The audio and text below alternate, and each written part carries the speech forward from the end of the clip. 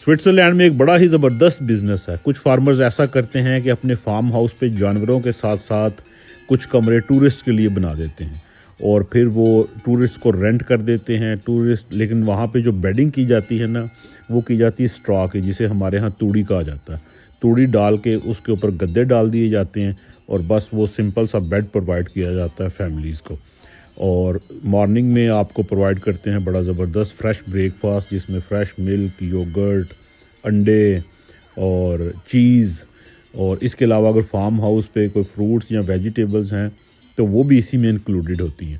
تو بچوں کے لیے یہ بڑی زبردست ایکٹیویٹی ہوتی ہے. بچے آتے ہیں, سارا دن جانوروں کے ساتھ کھیلتے ہیں.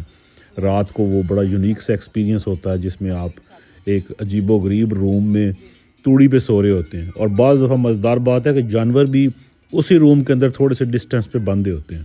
تو یہ اب بڑا ٹرینڈ ہے سوئٹزرلینڈ میں, اور اسے کہا جاتا ہے اسٹرا فارم سٹیز. اور یہ یوزلی چارج کرتے ہیں 100, 125, 150 سوئس فرینک پر پرسن پر نائٹ. لیکن یہ بڑا یونیک اور بڑا دلچسپ ایکسپیرینس ہوتا ہے. Thank you.